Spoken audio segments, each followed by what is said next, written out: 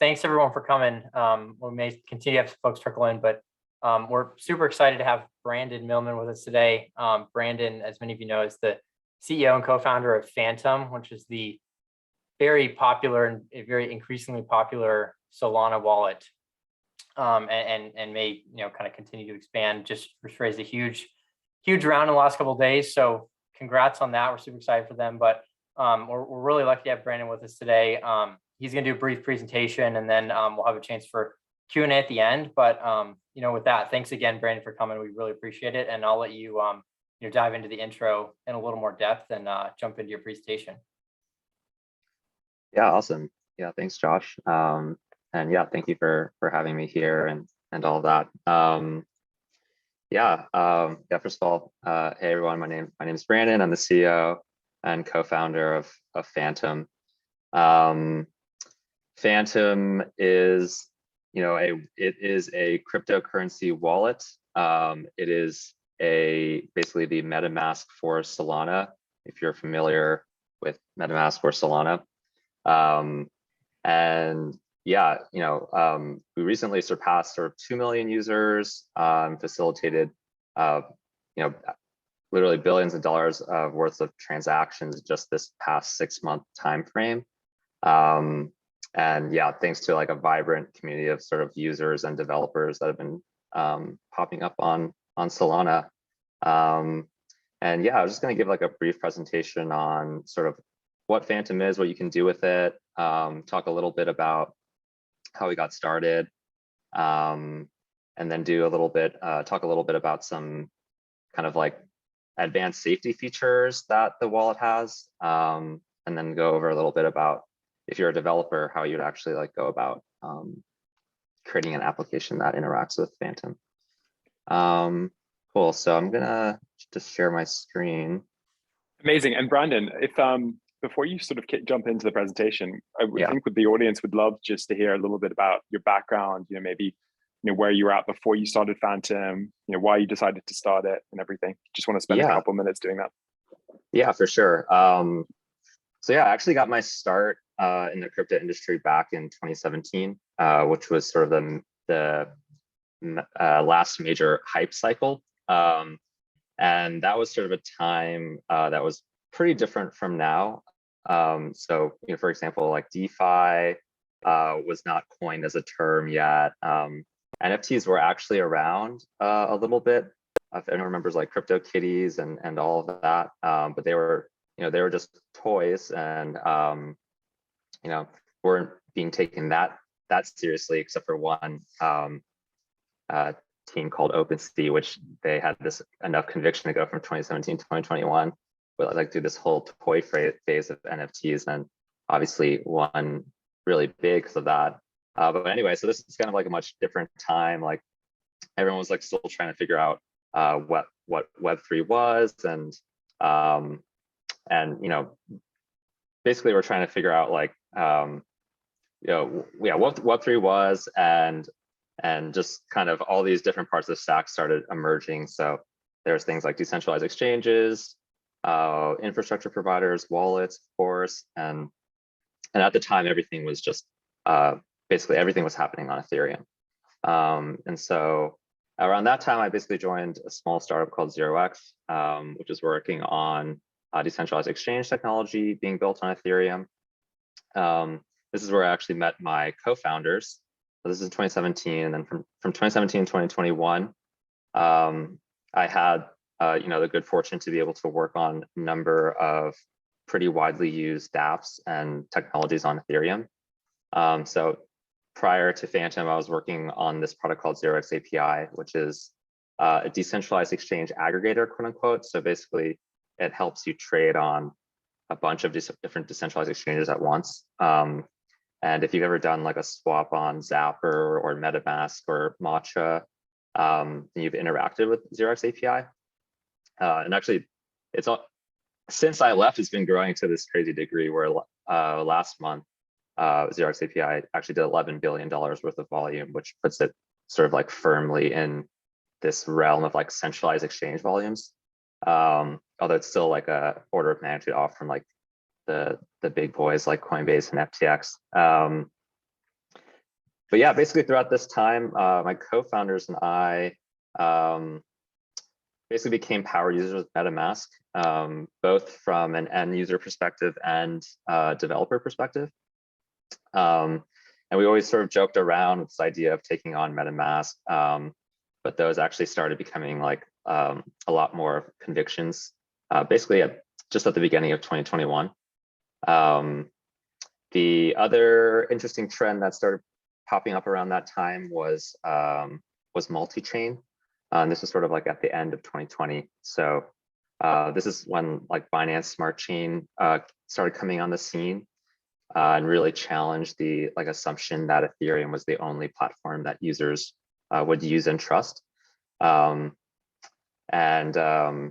Binance Smart Chain sort of showed like what faster and cheaper transactions coupled with like a distribution power of a giant like Binance could really do. And so basically we started seeing that 0x as well as like other big DeFi companies at the time started doing sort of an internal calculus around how they would compete in a multi-chain future. So it's kind of like these two main drivers, like becoming fed up with MetaMask as power users and observing the beginnings of multi-chain future that led us to start Phantom, where our original goal was to become multi-chain MetaMask competitor, where it will serve as a wallet for any dApp that's built on any chain. But something that we knew is that it would be really hard to compete with MetaMask directly unless we come out of the gate with a really polished and fully featured product. So we basically decided to go to market by placing a bet on a nascent ecosystem that was still missing sort of its flagship wallet.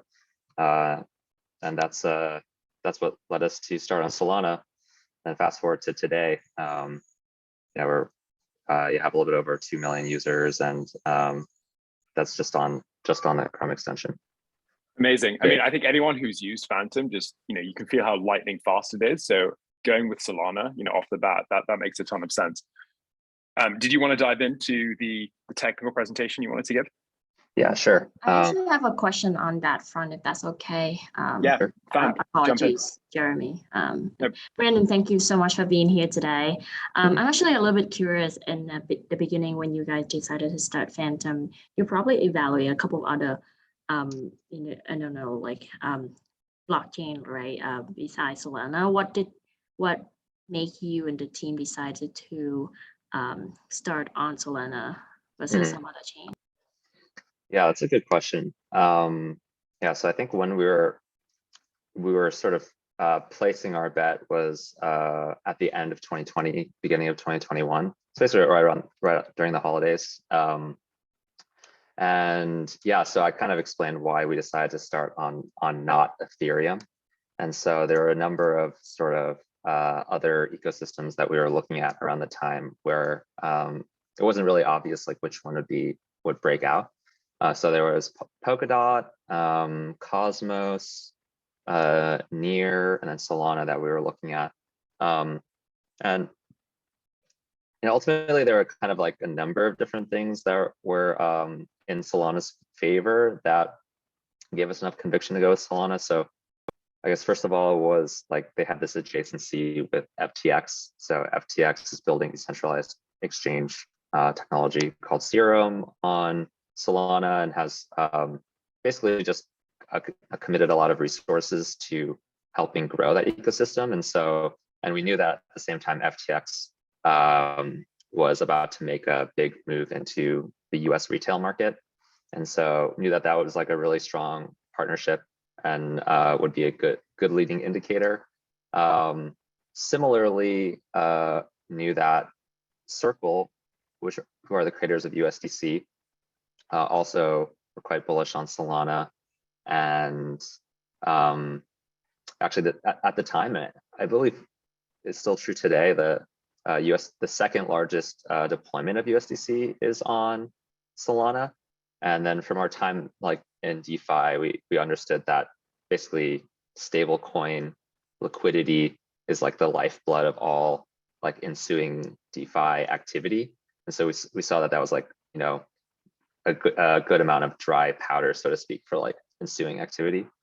And And then the third thing is we met with a bunch of different founders. We met with the Solana founders, and we kind of had a bit of like, I would call it like PTSD from working in the Ethereum realm, where there's a lot of awesome ethos and everything, but sometimes it's a little bit too uncoordinated, and a lot of sometimes it's things to move forward when they're being developed in this really like decentralized and open source way. And so we had just come off of this tour of duty on Ethereum where we kind of saw that happen in slow motion. And then after meeting the Solana team, and it was they had kind of a different approach to trying to start an ecosystem that was a lot more like partnerships and business development oriented. And that's sort of like a bit of a fresh air, and also showed that they were like really hungry to spark something. So anyway, that's kind of long-winded, but all those things combined gave us enough conviction to go for Solana. Thank you.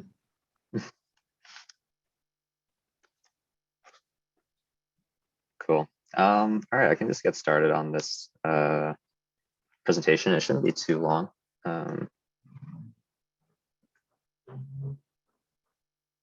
Cool. Can everyone see that? Yeah, we've got it. Okay, cool. Awesome. All right, cool. So I'm just gonna go straight into it. So just a little bit of what I was hoping to cover. So one, just want to kind of explain what Phantom is, like what you can do with it, to explain a little bit of who we are at Phantom, which and kind of where we came from, which I already chatted a little bit about, / a lot about just now. And also wanted to show off a couple of cool features in the app, and talk a little bit about how they're implemented from a technical side. And then at the end, just talk a little bit about what a wallet is on a more technical level, and just some illustrations of how you might build a dApp or something that integrates with Phantom. So yeah, basically, what is Phantom? So Phantom is, like I said, most popular wallet used to interact with the Solana ecosystem. So for those of you who have ever used MetaMask before, Phantom is the MetaMask equivalent for Solana. We recently surpassed like 2 million users, and all that. I already mentioned that. Right now, Phantom is actually, as of yesterday, Phantom had only been a Chrome extension, but we actually released our first mobile app on iOS just yesterday. So yeah, so what exactly can you do with Phantom as a user? So so I guess first of all, you can interact with cryptocurrencies that are issued on the Solana blockchain. So that includes things like Sol, USDC, USDT. There's other native tokens that are more native to the Solana ecosystem, like Radium and Serum, stuff like that. So if you're familiar with Ethereum and MetaMask, very similar to the concept of interacting with Ethereum and ERC20 tokens. But yeah, not only does Solana have a token ecosystem, it actually also has a vibrant ecosystem of NFTs. So Phantom also lets you view and manage your NFT collection directly from within the wallet alongside your other tokens. So a couple other things, just kind of like moving down the tabs, there's sort of these utilities built directly into the wallet. So for example, you can interact with a swap wallet directly in a swap feature directly in the wallet, sort of abstracts over a lot of pain points around using decentralized exchanges. And yeah, but I guess one big thing about Phantom and sort of this this type of wallet is that wallets have been around for a really long time.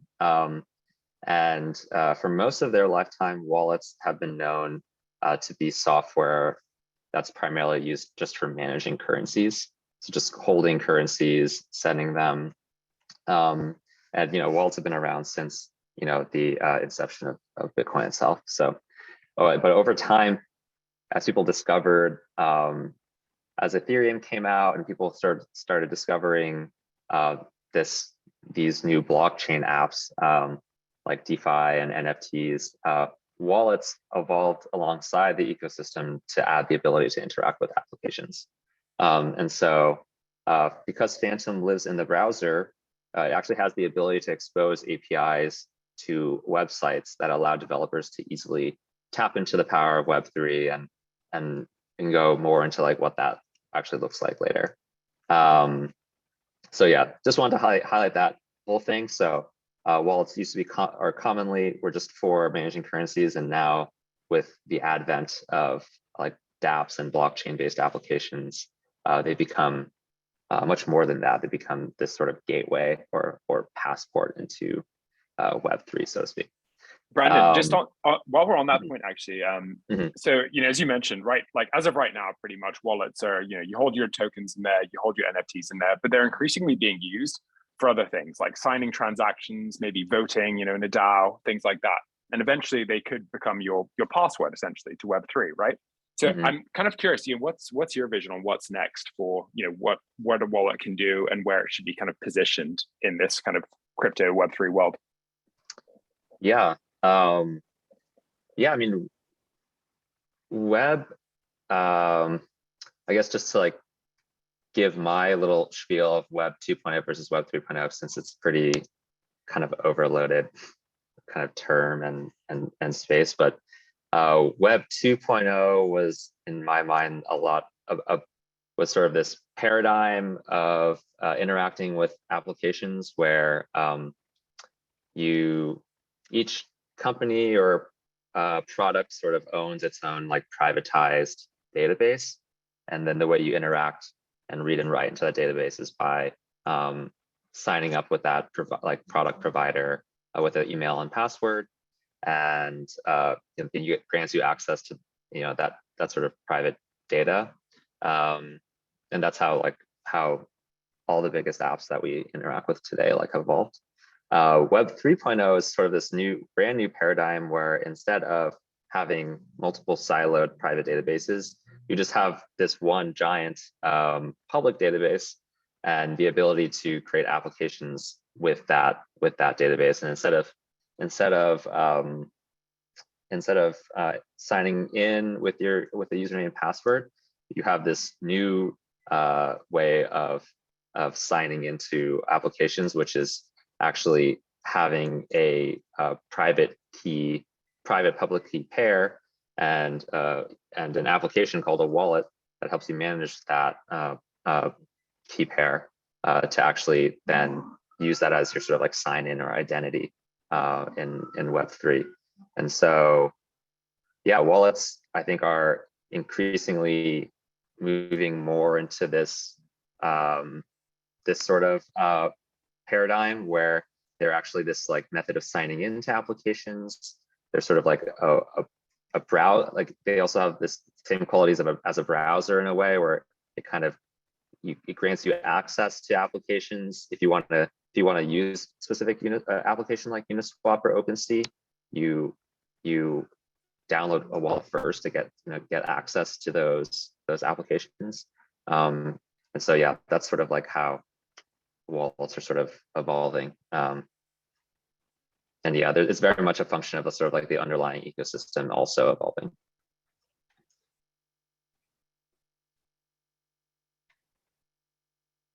Cool. Yeah, feel free to ask any questions in the middle of the presentation. Happy to answer. Cool. One more feature that I wanted to highlight was this sort of ability to stake SOL within the wallet. This feature is cool specifically because it kind of illustrates that wallets can also act as tools for interacting with decentralized networks, specifically with like a proof of stake model. It's also sort of breaking the mold a bit about like what wallets are usually used for. Hey Brandon, cool. quick question on that and a couple slides earlier. Can you just talk about sort of the existing models of monetization for wallets and maybe some models in the future that might come into play with new features, whether that's through staking or facilitating swaps. I mean, just curious kind of how you see that today and maybe evolving down the road. Yeah, totally. Well, yeah, I think yeah, MetaMask really paved the way here by showing that like a tremendous business could be made just purely based on swaps in a wallet. And we actually saw that data pretty early on as well, because we were providing this 0x API service to MetaMask to actually power some of their swaps. And so, yeah, I mean, with the current level of usage out there in blockchains, which is still pretty small relative to Web 2.0 companies at large, yeah, MetaMask's shown that like they're able to generate like hundreds of millions of dollars just off swaps. So it's crazy business just from that. And that's sort of just like the tip of the iceberg. Basically any verb that you can perform with your tokens nowadays. So whether that's like swapping or staking, and then now with NFTs, there's also like collecting and flexing, I think is another verb commonly associated with NFTs. All those verbs are basically opportunities for the wallet to package into like a convenient, like sort of like more bite-sized form factor, like directly into the wallet, and then earn like transaction fees as a reward for providing those services. So yeah, I mean, we're basically just at the tip of the iceberg, honestly, with monetization here. And another interesting part about being in the wallet is that there's also this really broad ecosystem of applications that are basically constantly experimenting and with new types of things. And a lot of the results of those experiments can be, re-implemented in the wallet. Awesome, thanks. Totally. Yeah, so yeah, that was just a little bit about Phantom from product perspective. Just a little bit about us. Oh yeah, go ahead. Brandon, sorry. Are you taking questions? Are you taking questions as you go, or could I jump in with something real quick? Go ahead. Yeah. No, I mean, super interesting to hear, just the market size. And I think you said that you guys just surpassed 2 million users. So congratulations. That's really amazing. Kind of curious how that compares to the latest in terms of user count on MetaMask. I think I have a general idea what that is, but also curious, where are you seeing some of the users spending their time? Like, how are they engaging, across the web? Kind of just curious to see like what kind of maybe behavioral things you might know about your users. Totally. If you're able to share. Yeah, I can definitely share some color. So yeah, I believe the latest figures from MetaMask is like 21 million or so, maybe somewhere between 20 and 30 million monthly actives.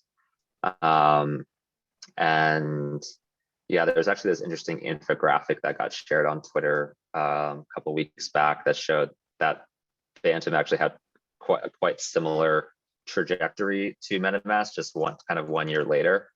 I think in August 2020, MetaMask had, actually I'm forgetting then, I think it had like October 2020 had like 1.5 million users and then grew to 20 over the course of a year. And then very similarly, we had about 1.5 in August of 2021, and are growing quite fast from there. But yeah, in terms of what people are doing, I mean, the vast majority of growth is being driven by NFT usage. I think a lot of people have some intuition that that's the case, but if you really look into just like even the on-chain data, number of people who use NFTs is it's like an order of magnitude greater than DeFi, which came before it. So vast majority of the growth just across the ecosystem as a whole is around NFT drops and secondary marketplaces, and all of that. Yeah, there are a couple other trends that I guess people are are betting on being large drivers of growth. One of those being sort of crypto games. However, those might emerge. I think there's a couple ideas of how those might actually get implemented. Obviously, Axie Infinity is a you know, example of one approach. But yeah, that's what I'd say about that. Amazing. Thank you so much.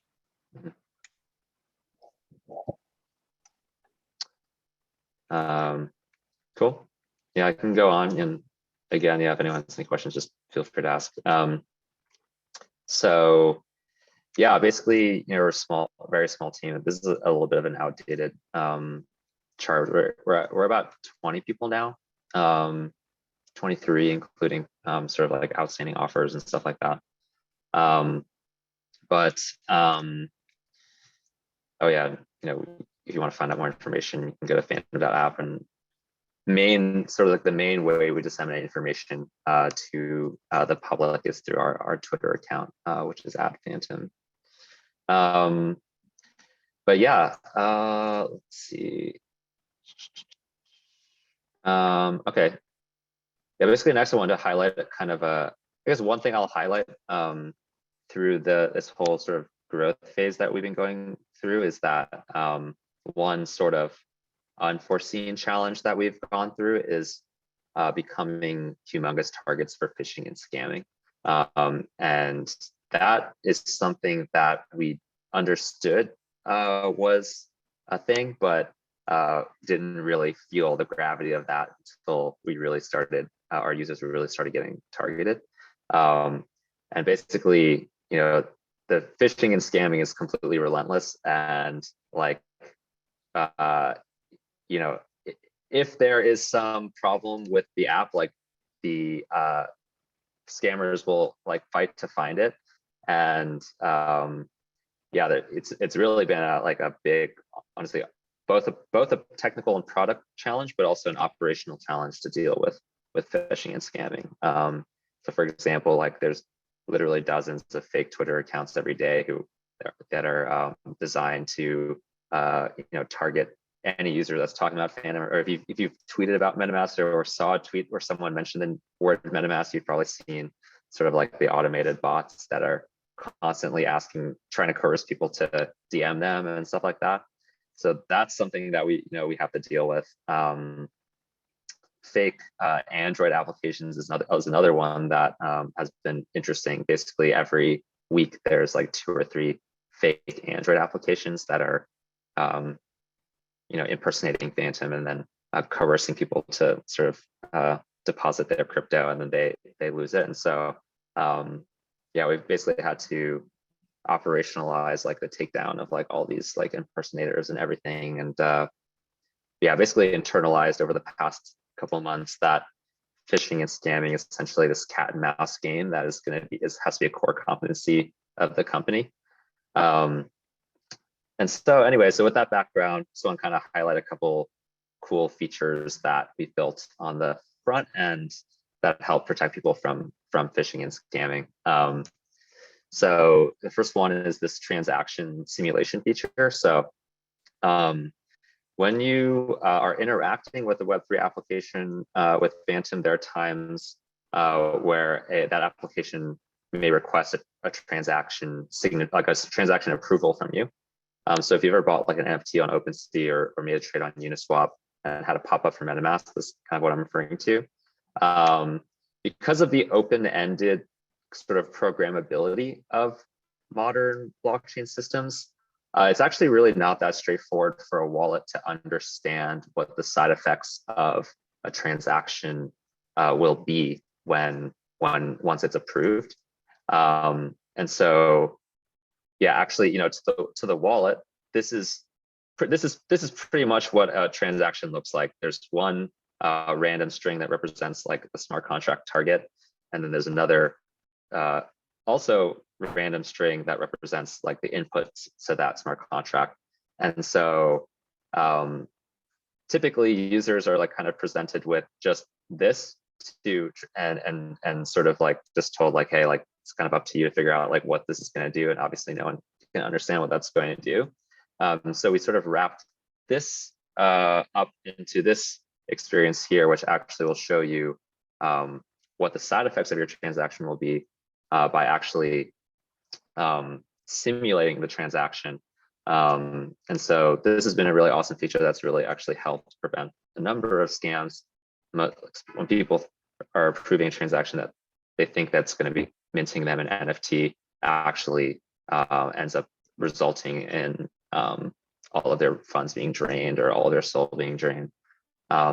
So yeah, this is kind of one cool feature in the app that just kind of wanted to highlight. I guess really quickly, so like, how might a user end up on one of these malicious applications? So like I mentioned, like unfortunately nowadays there's quite a few avenues that scammers and phishers use to fool victims. So one example is like a lot of NFT drops will develop like Discord communities, and then they will all be working towards some like mint event at a certain time. And like up until that time, like these scammers will sort of infiltrate the ranks of like the Discord community. And then right before like the mint happens, they'll sort of like basically start flooding the Discord with all these fake links. And then people will go to these websites, which are basically malicious, and then try to get you to sign like a malicious transaction.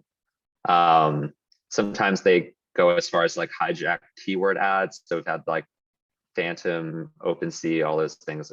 Scammers try to hijack. And then like another one that's been really kind of another one that we've seen that popped up is people will send you, someone will send you like an NFT, and that NFT will actually be a picture of a URL telling you to go to that URL and like, you know, interact with this malicious application. And so much like how like someone who's actually like sending you spam in email would try to would attempt to phish you. So anyway, it's kind of another illustration of how like the landscape is just sort of continuously changing.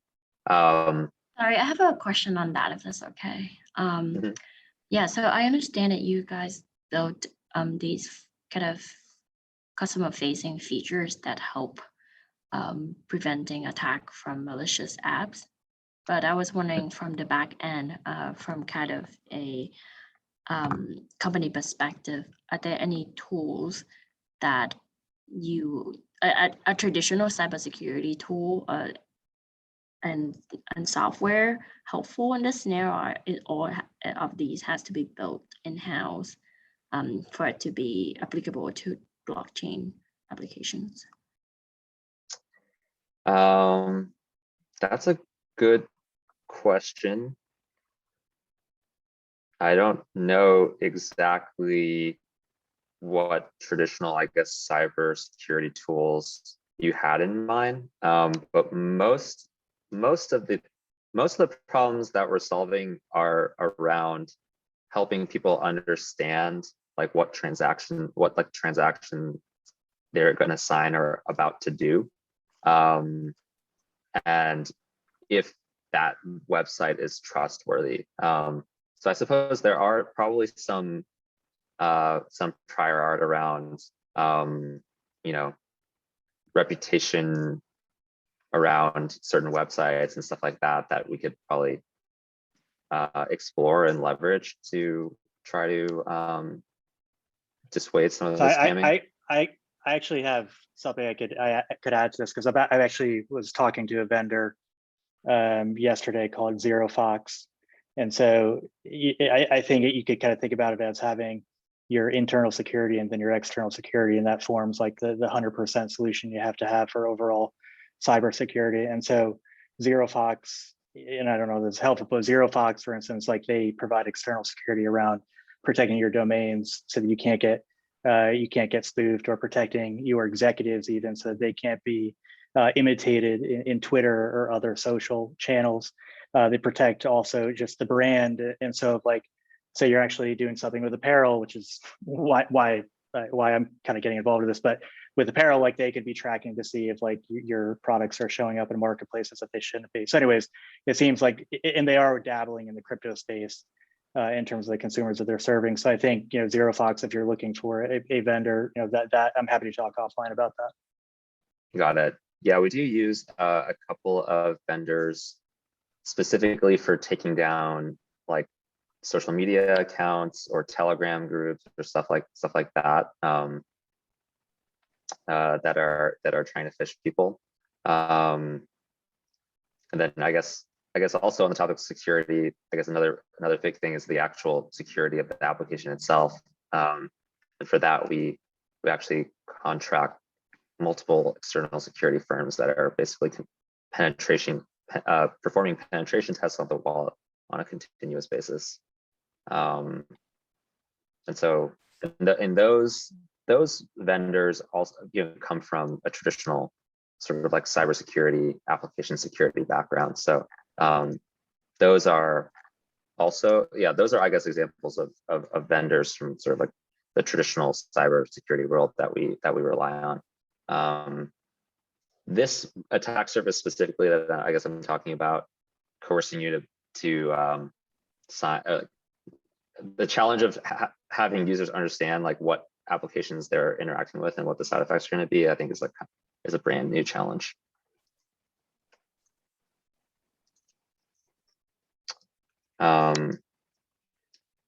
Cool. So yeah, that was just one safety feature I wanted to highlight. The second one is actually another cool one that most people have not seen, but yeah, basically to combat this problem where people might feed you, try to get you to go to a bad domain, we actually built this cool website blocking feature that leverages the fact that we have these cool browser extension APIs to help protect users. So you know, similar to how an ad blocking extension can actually reach into the website that you're looking at and pull ads or block ads. We also have something very similar where we can actually understand if the domain that you're looking at has been reported as malicious, and then like put like a giant blocker on the top that sort of warns you.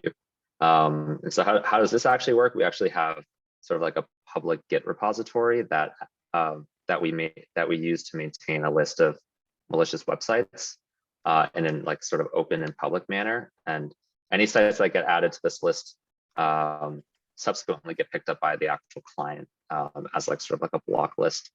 Because the repository is open and sort of like has this community maintained aspect as well, where anyone who sort of like encounters one of these malicious sites can update it.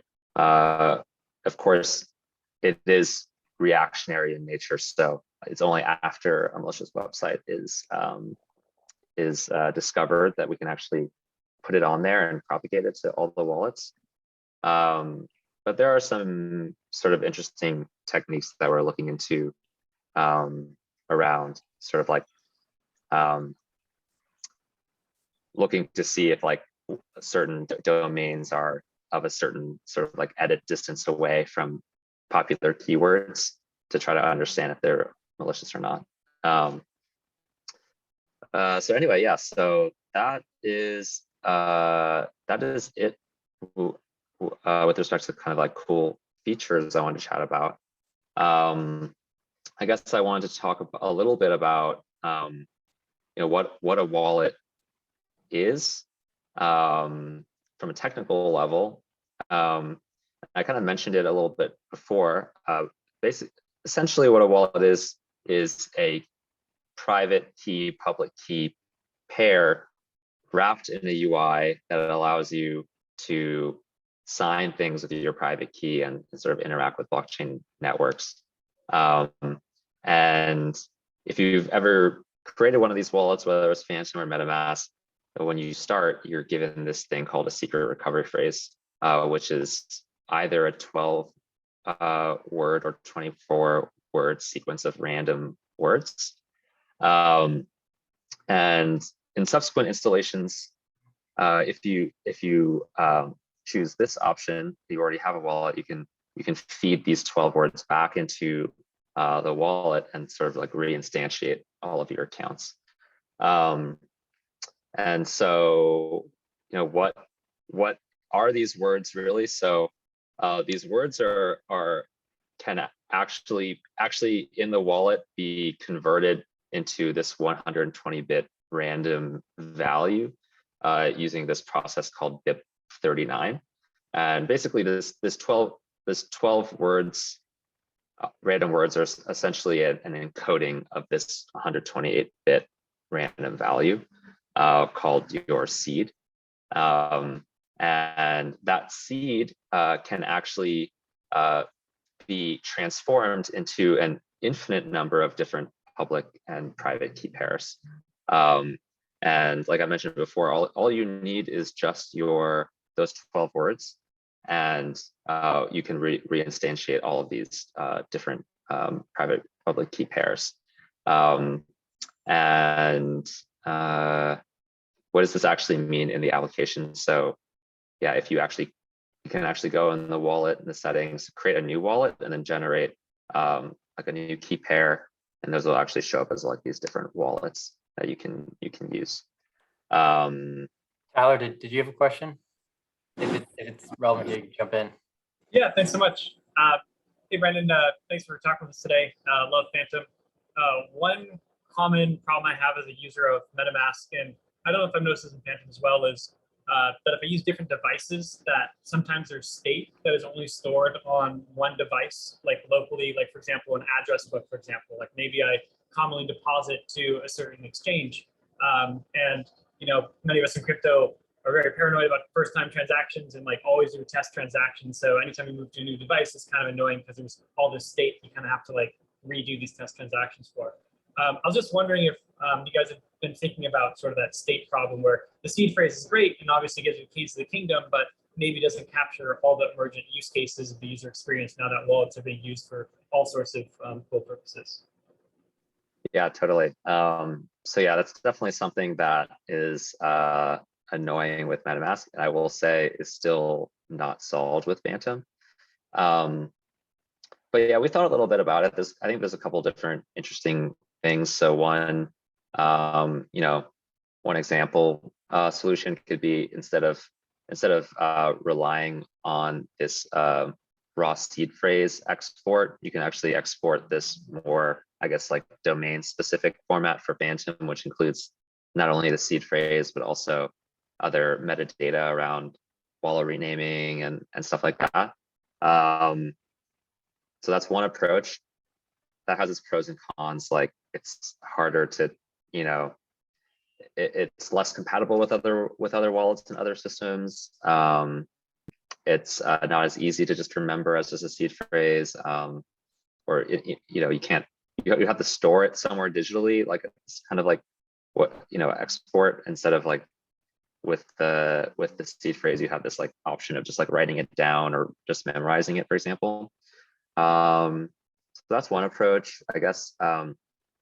There's this other approach where we sort of act as like a centralized entity, and you actually sync your preferences with us, Phantom as an entity, and then we can, recognize that these preferences are associated with a certain wallet address. That could be an interesting opt-in feature. Obviously, that has some privacy implications where we now know sort of like can associate your address as a Phantom user. And then there's, perhaps other solutions where it's sort of like third-party systems that sync sort of like this off-chain data without compromising privacy. I think those are interesting as well, but there's a couple. Yeah, I'd say we haven't really fully thought through like all that stuff in order to, I guess, have enough conviction to choose one of those. But I agree, it's an annoying problem. Yeah, no, that's super interesting. Do you think that on-chain storage, like I send an encrypted payload on-chain or to, IPFS or something along these lines, as like a subscription fee or something might be viable? Yeah, that's definitely something that's interesting, especially with the advent of like faster, cheaper underlying blockchain systems, whereas like writing that amount of data to Ethereum might be sort of like an untenable proposition. But yeah, that's a good idea. That's also definitely like a potential path. I have a semi-related question, if that's okay. Mhm. Which is, do you think like seed phrases are going to evolve over time in the sense of like social recovery or things like that? Because obviously for a lot of folks who are less crypto native, they feel worried about having to write down their seed phrase on a piece of paper. And then what if they lose it? All these other things. Do you think there's sort of like a future end state of what seed phrases could be? Yeah, that's a good question. I will say that is definitely something that we're prioritizing this year as a company, is just overall like improving the onboarding experience to wallets, and part of that is sort of this key management problem. I think social recovery is really interesting. There have been a couple of wallets in the past that have tried that out, namely Argent. I think, I don't think social recovery is a bad idea whatsoever. I think like specifically the smart contract implementation of it in Argent has caused some issues for them. But I think the social recovery thing is really awesome. I think there's some techniques that can be used to, shard a secret phrase without having to rely on a smart contract based solution that could be interesting. I think in the end state, it's very unlikely that the critical path or like the most popular path will be just giving someone a raw seed phrase. But I think I guess the cool thing about wallets is that there's always this sort of like escape hatch solution where someone can just kind of like eject their seed phrase or accept that level of, I guess, responsibility. But I think if we're really asking ourselves like how do we get to like the next 100 million users, it's definitely not going to be like just give everyone their raw seed phrase. So I think there we'll probably see some solutions that sit somewhere between like this sort of like fully non-custodial and like, which is just give someone their seed phrase, versus like custodial, which is like you have a Coinbase account. I think there's an interesting problem space in between those two that which includes like social recovery that could be interesting. Awesome, thank you.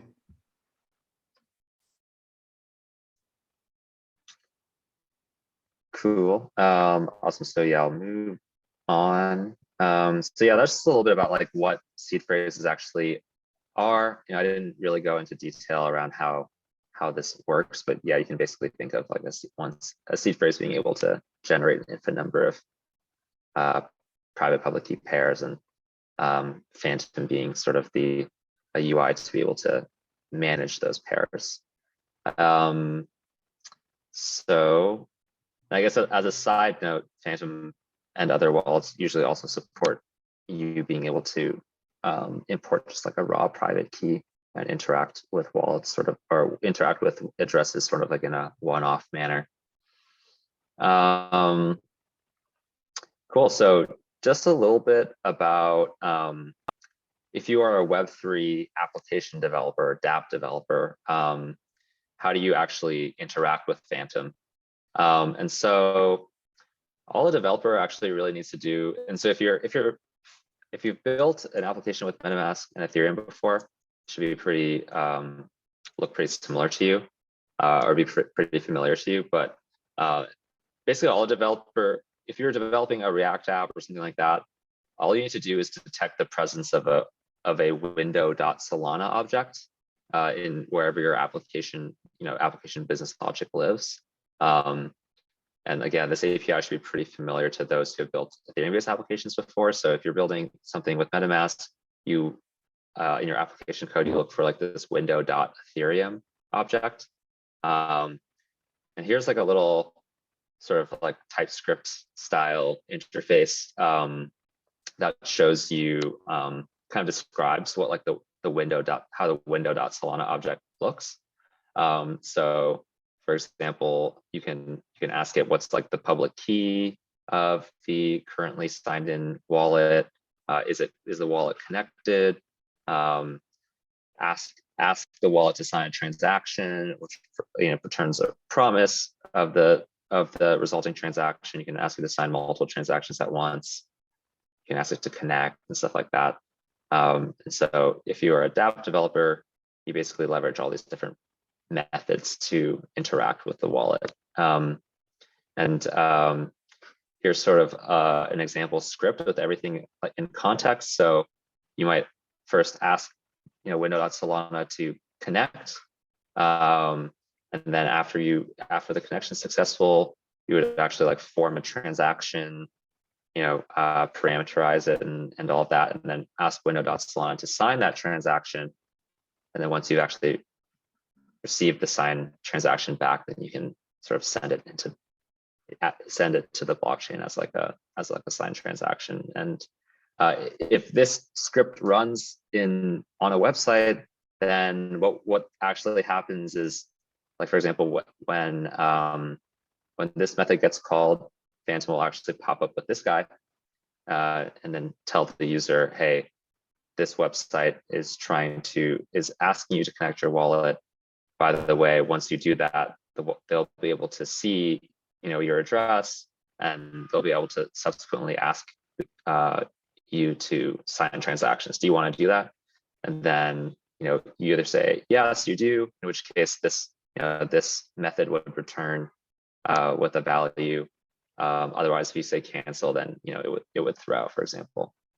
And then once you actually go over here and ask window.solana to sign a transaction, at that point, that's when the user sees a pop-up like this, which will show them, hey, here's like the estimated balance changes due to the transaction, like the associated network fee. Do you want to approve this or not?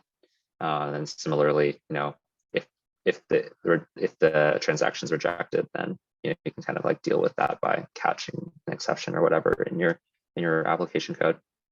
So yeah, here's just kind of like a very basic example of how you might interact with Phantom as a React app, for example. This is, let's see, I guess, yeah, quick shout out. There's some cool resources out there to sort of get started on how to build applications on Solana specifically. So can follow up and share some of these links afterwards, but there's some cool blog posts out there. On our side, we have a GitHub. We have a sandbox project where you can actually go and use sort of like this hosted project, and that dummy project that will will actually interact with Phantom if you have it installed, and it's kind of like show you all the different types of things that you can do. So if you're building an app with Phantom, I would check that out. It's really helpful. And then there's also sort of like, if you don't want to interact with that sort of like more raw API, there are a number of sort of like libraries out there that just kind of give you this like sort of like just drag and just a drop in UI experience. So you don't have to deal with like sort of the intricacies of like working with the more raw API. So here's a link to like this like kind of wall adapter that Solana wrote. And yeah, that's pretty much it. If you are a developer and you have any questions on how to integrate, we have docs at docs.phantom.app. Also, feel free to reach out to me directly. My email is brandon@phantom.app. And yeah, that's pretty much it. That's all I had in terms of presentation. Amazing. This has been like really helpful, and I love the technical overview. And I think a lot of folks in the audience who are thinking of building in the space or kind of dabbling with Solana dApps themselves are definitely going to find this helpful. Dominic, did you want to come off mute and ask your question? Yeah, thanks a lot for the talk. Very helpful. And I downloaded the Phantom mobile app just now, so appreciate that. On that, one question is, how did you decide to start with a browser-based extension as opposed to mobile? And any general thoughts around mobile challenges specifically with respect to blockchain? Yeah, that's a good question. I'd say that was, we had the, I guess, liberty to act in hindsight when developing our wallet. So we've kind of come after a number of sort of like a graveyard of wallets who tried to do something that like drastically different from MetaMask, but didn't end up becoming adopted. So there's like, for example, Argent, which I mentioned earlier. They went for like this smart contract based mobile wallet. There's like this wallet called Balance, which eventually became Rainbow, that has seen some traction recently, but went for years without being basically with no usage versus MetaMask. I think basically the key insight there was that at the time, with like 2020 and earlier, the majority of people using blockchain-based applications were quite technical in background. They're likely developers, and more importantly, they were using DeFi. And a lot of people who were using those type of applications tended to prefer using them in a browser or in combination with a ledger. So which is not a flow that's kind of easy to do with mobile. And so based on the DeFi kind of ecosystem, we actually chose to go for the extension first. That being said, though, the market has actually evolved since then, and NFTs have risen quite a bit. And that the group of users that are using NFTs are actually quite different from that previous cohort. They're like a lot more casual, a lot more mobile first. And so, yeah, I think mobile is going to be very important in the context of NFTs specifically. And I think previously, like Ethereum was not actually necessarily a good match for a mobile sort of form factor, just kind of given the sort of expensive nature and also the speed. And so I think, yeah, going forward with sort of like newer blockchain technologies that are a bit faster and cheaper, I think, yeah, mobile and crypto and Web3 is going to become a lot more important. Brandon, I know we're kind of running up to time, but I would love to just quickly hear your thoughts on, you guys have made no secret about the fact that you're going to launch an Ethereum, wallet yourselves. How do you see that looking? Is this going to be something where, I open up my Phantom, I see my Ethereum assets, I see my Solana assets, I can bridge them over? Just really kind of curious to hear some of your plans for this. Yeah, totally. I'd say we're still pretty early in deciding how that's going to look. I think that we have a lot of interesting ideas around sort of like having an aggregated view of all of your assets across multiple networks. How that might actually look in practice, I think it's a bit of a moving target as well, because I think we're trying to balance, I guess, like our opinion of how multi-chain should evolve versus what the realities of the current market are. And I think we have this vision that users are, it's going to be very application driven, dApp driven. So users are going to want to access a certain dApp. They may not necessarily care like how it's implemented underneath. They just want like a tool that grants them access to that application. I think that's where we're headed, but the current state of today's market is actually quite, I guess, more tribalistic in a way, where there's these like communities that rally around specific technologies like Solana and Ethereum, which and they're using applications primarily because they're built on Solana or Ethereum. And so I think that level of abstraction may not actually be right for this time in the market. So it's a bit of a moving target. But yeah, definitely a challenge that I think like no one's really solved yet. And so we're excited about having our go at it. Yeah, you guys would definitely be the first. Do you have to run it right now, or do you have time for two more questions? I know Connor has his hand up. Yeah, sometime. Sure. Perfect. Connor, do you want to come off mute? Cool. Yeah. Thanks so much, Brandon. Really, really appreciate you going through all of this and taking the time. Just in one of your last comments, you mentioned about the need to support NFTs in wallets. And I'm just wondering, could you say a word about maybe Phantom's direction when it comes to what it looks like and what it means to support different types of assets in wallets? So maybe moving towards NFTs or what comes after that? What does your strategy look like in that direction? Yeah, I mean, I think we are our direction so far has been to support a number of different use cases, I guess, in the ecosystem. So, the tokens there's like the financial token side of things, and then there's the supporting NFTs, like being able to kind of like view them and send them around. There are certain, there are wallets now, and I think this will be an increasing trend that focus more on one side or the other. So wallets that are like more geared specifically towards DeFi, or wallets that are geared specifically towards NFTs. We're kind of in this position now where we're trying to support everything and want to be sort of that general tool. How that evolves in the future be interesting to see, but we definitely plan on adding in more NFT specific features, like the ability to buy and sell directly into the wallet, being able to, I don't know, interact with certain applications that are NFT gated or something like that. So yeah, those are definitely all on the table. I'd say like kind of like a interesting new type of NFT that we might see is just those related to games, and those may require a bit different treatment in the wallet, or you may see it gaming related wallets be their own sort of niche in the future. That's great. Thanks so much for sharing. It sounds super exciting.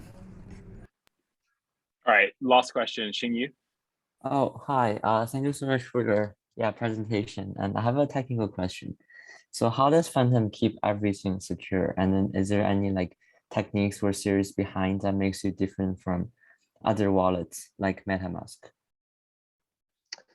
Yeah, I'd say we use pretty similar techniques to MetaMask. I'd say the primary thing that we do to keep Phantom secure is employ external security firms. So we kind of have two different firms that we use. One is actually assists us like on a retainer basis. So basically, on a month-to-month basis, they are continuously penetration testing the app to basically with the goal of coercing the user to do something that they didn't approve, or actually extracting like the seed phrase from the application. And then we actually then also use another firm to sort of like do audits like on a more like wholesale and like a la carte basis, I guess, at longer frequencies. And so I'd say that's like sort of like the number one thing that we do to guarantee the security of the app, and make sure that there's nothing vulnerable. And that's across the extension and mobile app. Yeah, thank you. Amazing. Brandon, thank you so much. Just on behalf of some Stanford, the Blockchain Club, and just the Stanford crypto community, I think we've all really enjoyed this talk today and learned a ton. So really, really appreciate it. Yeah, no problem. Anytime. Thanks for having me.